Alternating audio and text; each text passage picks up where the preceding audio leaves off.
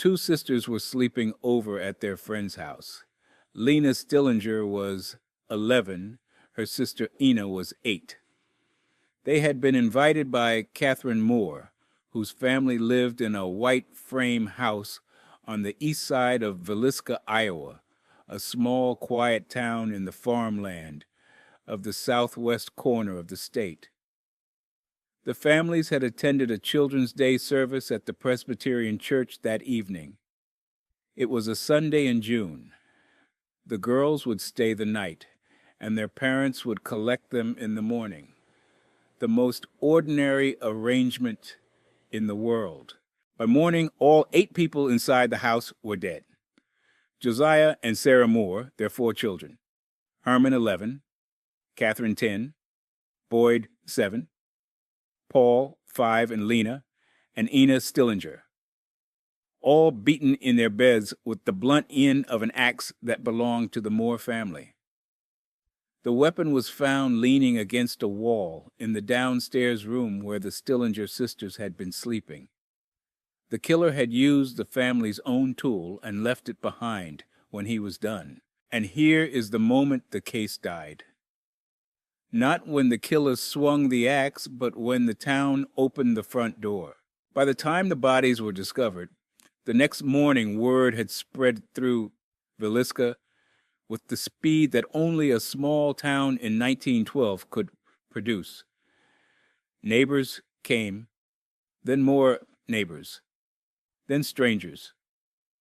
By mid-morning, over 100 people had walked through the house, through the bedrooms, past the bodies, over whatever footprints or fibers or traces the killer might have left behind.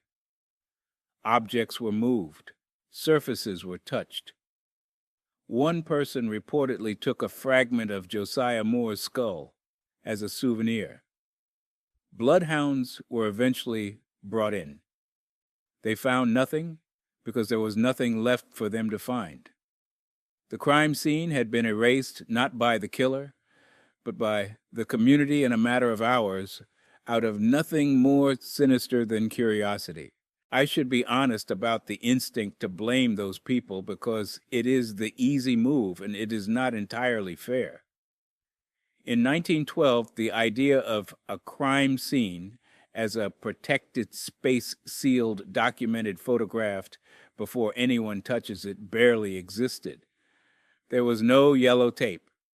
There was no protocol for a town marshal in rural Iowa confronted with 8 bludgeoned bodies. The National Guard eventually arrived to secure the house, but by then the damage was absolute. Whatever the killer had left behind, the town had taken or trampled or rearranged. The first hours of the most critical investigation in Villisca's history were consumed not by detection, but by destruction, and the destruction was not malicious. It was human, and it was irreversible. The investigation that followed was, in a way, an investigation of ghosts. Without a clean scene, without protected evidence, everything that came after was built on inference, rumor, and suspicion. And the suspicion tore the town apart. There was no shortage of suspects. Frank Jones, a local politician and businessman who had been Josiah Moore's former employer and bitter rival. Moore had left Jones's farm equipment company to start his own, and the competition between them was well known. The theory was that Jones had hired someone to kill Moore. It is a clean story with a tidy motive, and it is entirely circumstantial. Jones was investigated by a grand jury and was not charged. He maintained his innocence for the rest of his life, and there is no physical evidence connecting him to the crime. There was also Reverend Lynn George Jacqueline Kelly, a traveling minister who had been in Villisca for the Children's Day service and left town on a train at 5:19 the next morning, hours before the bodies were discovered. A fellow passenger later said Kelly spoke about the murders before they were public knowledge. Kelly had a documented history of mental instability and sexual deviancy. He was interrogated at length, and he confessed, then recanted, claiming the confession was coerced. He was tried twice.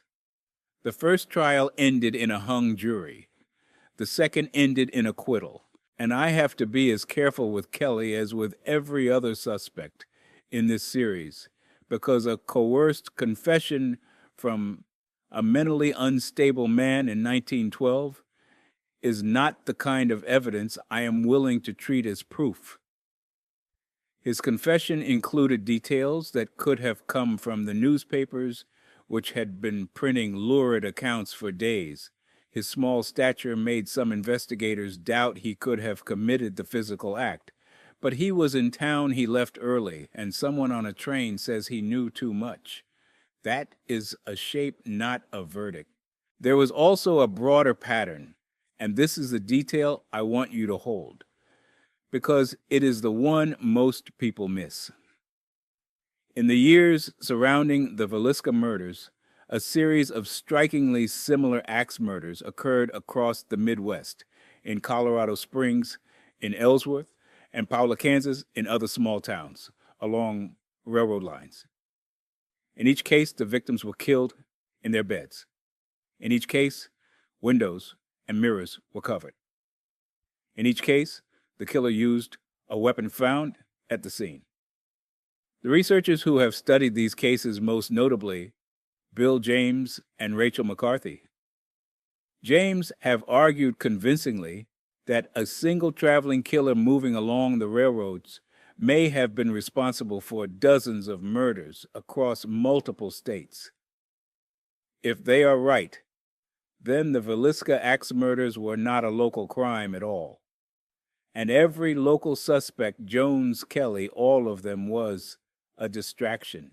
But I should be straight about the difficulty here, because being honest about what I don't know is part of the job. The serial killer theory is compelling. It is also at this distance unprovable. The evidence that would have confirmed or excluded it, physical traces, forensic connections between scenes, biological material, was never collected properly in Villisca and was never collected at all in most of the other cases. The window for that evidence was the first hours after the discovery, and those hours were spent on curiosity, not investigation. That is the mechanism of this case, and it is the simplest and maybe the cruelest of any I have covered. The killer did not need to destroy evidence. He did not need political protection or institutional power. He needed only for the world to do what the world does when it encounters something terrible: rush toward it, crowd around it, put its hands on it, and in doing so erase the very traces that might have explained it. The clock started running the moment the first neighbor opened the front door, and by the time anyone with the skills to read the scene arrived, the clock had already run out. 8 people, 6 of them children, one night in a small Iowa town, and 100 years of questions that can never be answered because the answers were walked over, picked up, carried away, and lost before the sun was fully up. It would be easy to hear that and think that is a problem of 1912. No forensic protocol, no crime scene tape, no training. A tragedy of the era. The tools did not exist. So let me take you to a case where every tool existed. DNACCTV wiretapping, organized crime intelligence, the full apparatus of one of the largest police forces in Europe, and the investigation still lost to time. Not because the tools were missing, because someone inside the system made sure they were never used. For that, we crossed to London. A private investigator walked into a pub car park in South London on a March evening and did not walk out. Daniel Morgan was 37 years old, a Welshman living in London working as a partner in a private investigation firm called Southern Investigations. He had been inside the Golden Lion in Sydenham having drinks. When he left, someone was waiting. He was found on the ground next to his car with an axe embedded in his head. Hold on to what Morgan was doing in the weeks before his death, because it is the hinge of everything. He had been telling associates that he was about to expose police corruption, specifically corrupt relationships between officers of the Metropolitan Police and people involved in organized crime. He had evidence, or claimed to. He was planning to take it to the press. He did not live long enough to do so. And here is where I have to set something up that is different from every other case in this series. In every case, I have covered Cleveland West, Memphis, Liverpool, Florence. The failure of the investigation was a consequence of something: certainty, fear, division, time. In this case, the failure of the investigation was a product. It was manufactured deliberately by people inside the institution that was supposed to be conducting it. The Metropolitan Police did not merely fail to solve Daniel Morgan's murder. According to the findings of an independent panel that spent 8 years examining the case, they actively worked to ensure it would not be solved. 5 separate investigations were launched over 34 years. 5. Each one was compromised in ways that, taken individually, might be explained by incompetence, but taken together form a pattern that the independent panel called institutional corruption. Evidence disappeared from storage. Witnesses were approached and discouraged. Surveillance operations that were producing results were shut down without explanation. Informants with connections to the suspects were simultaneously working for the police, creating a web of conflicts of interest so dense that it is genuinely difficult to say where the investigation ended and the cover-up began. I need to be careful here because I am describing a situation in which the very people who should have been solving the murder may have been protecting the murderer. And that is a serious accusation.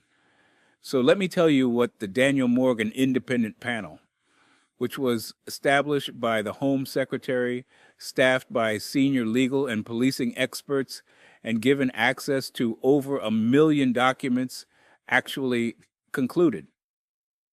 They found that the Metropolitan Police had placed the protection of its reputation above the pursuit of justice. They found a pattern of concealment and dishonesty. They used the phrase institutional corruption deliberately in full knowledge that it was the most damaging language they could apply to Britain's most prominent police force.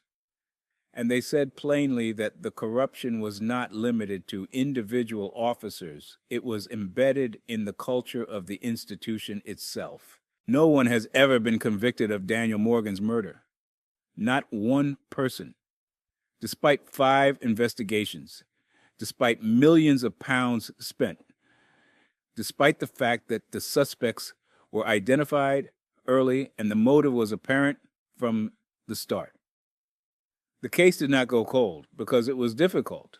It went cold because people with badges ensured that it stayed that way year after year, decade after decade, until the witnesses aged, the evidence degraded, and the window for prosecution narrowed to nothing.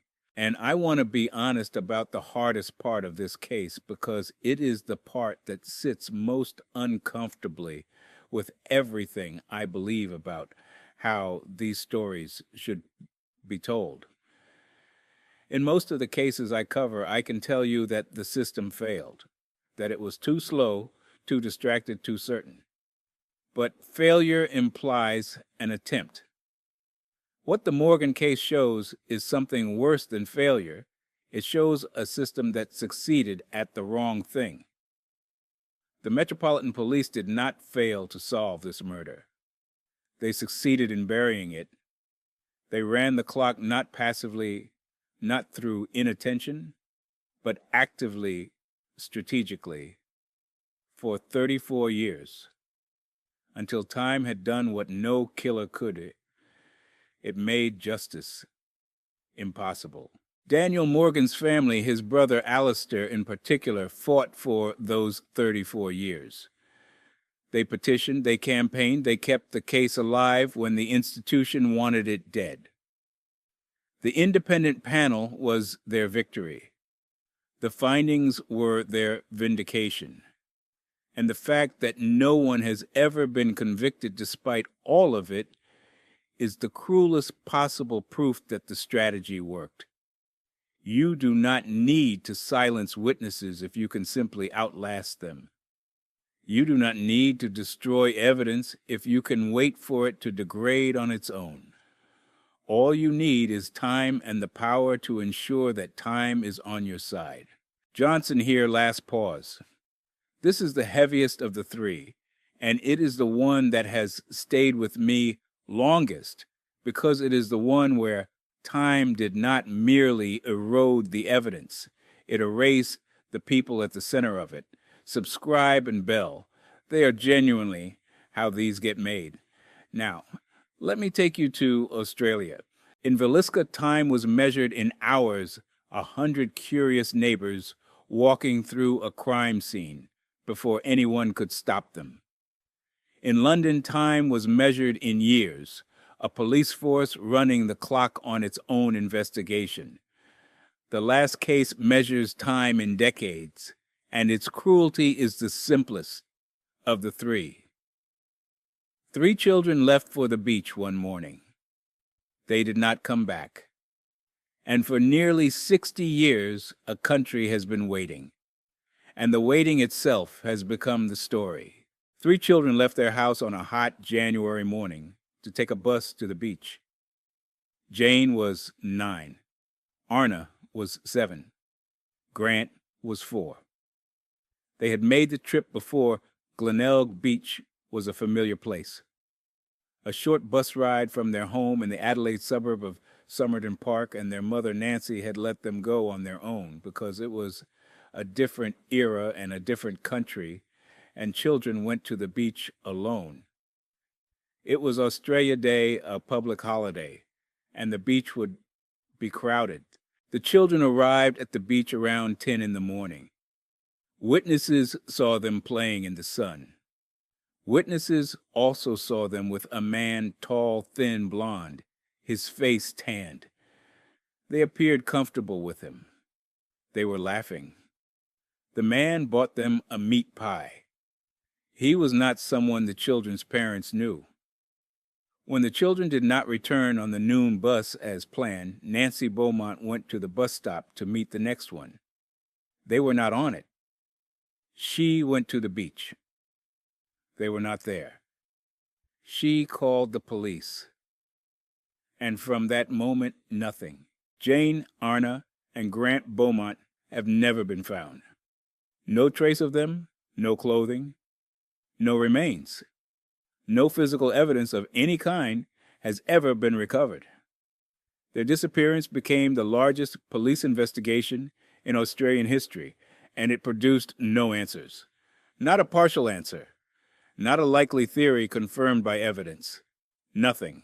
I am going to tell you about the decades that followed, because the mechanism of this case is not what happened on the beach. It is what happened after. And what happened after is a masterclass in how time all by itself can destroy a case that every person in a country wants solved. The investigation in the first weeks was intense. Thousands of people were questioned. The description of the man at the beach was circulated nationally. Tips poured in. But the physical evidence was almost non-existent. A public beach on a holiday, hundreds of people, sun and sand and water washing everything clean.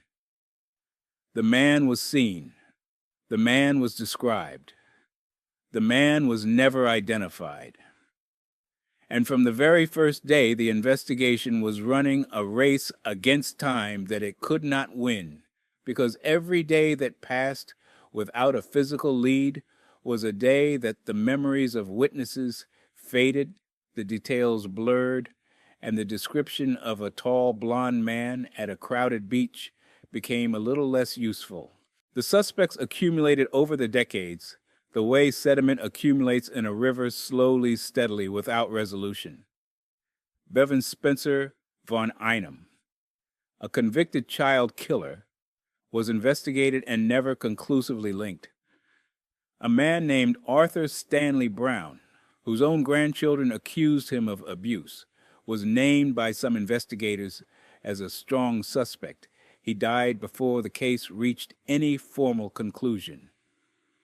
Other names surfaced and receded. Each new suspect brought a flicker of hope and then the slow fade of insufficient evidence. And here is where I have to say something about the particular cruelty of time in a case involving children, because it is different from every other kind of waiting. When an adult is murdered and the case goes cold, the world loses a chance at justice. When children disappear and the case goes cold, the world loses something else. The parents spend the rest of their lives in a doorway, unable to grieve because there is no body, unable to hope, because there is no evidence, unable to close anything, because nothing was ever opened in the first place. Jim and Nancy Beaumont spent decades in that doorway. Jim died in 2019 at 92. Without ever learning what happened to his children. Nancy is still alive. The case is still open. And the distance between still open and solvable grows wider every year. I need to be honest about what that distance means in practical terms. The man at the beach, the strongest lead the case ever had, was described by witnesses who are now in their 70s and 80s, if they are alive at all.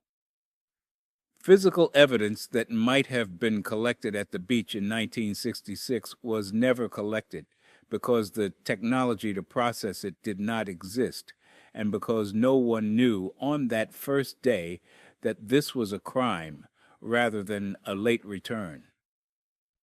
Any suspect who was an adult in 1966 is now either very old or dead. The DNA revolution that has cracked cold cases across the world has nothing to work with here because there is nothing to test.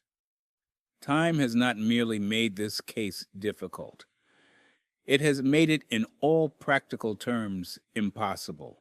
And that is the mechanism I want to name because it is the quietest and maybe the most honest of everything I have covered in this series. In Villisca, time was stolen by chaos, 100 neighbors destroying the evidence in a morning. In London, time was stolen by corruption, a police force deliberately running out the clock. In Adelaide, time was not stolen by anyone. It simply passed. Day after day, year after year, decade after decade, the evidence that did not exist could not be created. The witnesses who were not questioned could not be re-questioned, and the children who were not found could not be found later, because later never brought anything new. The case did not fail because someone made it fail. It failed because time is patient and justice is not. 3 children left for the beach on a summer morning in 1966. The beach is still there. The bus route is still there. The house is still there. Everything is still there except the 3 people who matter, and the answers that might have explained where they went. I cannot tell you who took them. I cannot tell you what happened. I can tell you that their father waited 53 years for an answer and died without one, and that the distance between what we know and what we will ever know has been growing silently for 59 years, and it will not stop. A farmhouse in Iowa where 100 neighbors walked through the blood before anyone thought to stop them. A car park in London where the police themselves ran out the clock on their own investigation. A beach in Adelaide where 3 children vanished into a January morning and never came back. 3 countries, 3 eras, 3 cases where the killer did not need to be clever or powerful or protected. He needed only one thing: time.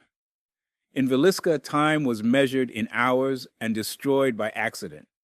In London, it was measured in years and destroyed by design. In Adelaide, it was measured in decades and destroyed by nothing at all, just the ordinary, irreversible passage of days. We build our justice systems on the assumption that truth is durable, that evidence waits, that memories hold, that the facts will still be there when we finally get around to examining them. These 3 cases say the opposite. Truth has an expiration date. Evidence degrades. Witnesses age. Files get lost or buried or walked over by 100 pairs of curious feet. And every hour that passes between a crime and its investigation is an hour that belongs to the killer, whether the killer knows it or not. The Moore family, the Stillinger sisters, Daniel Morgan, Jane and Arna and Grant Beaumont. 14 people, no convictions. The answers were there once in the soil of a trampled crime scene in a police file that was never allowed to reach a courtroom on a crowded beach, where a tall, blond man bought 3 children a meat pie and walked them into the rest of their lives. The answers were there, and time took them. I'm Johnson. Thank you for sitting with the hard ones.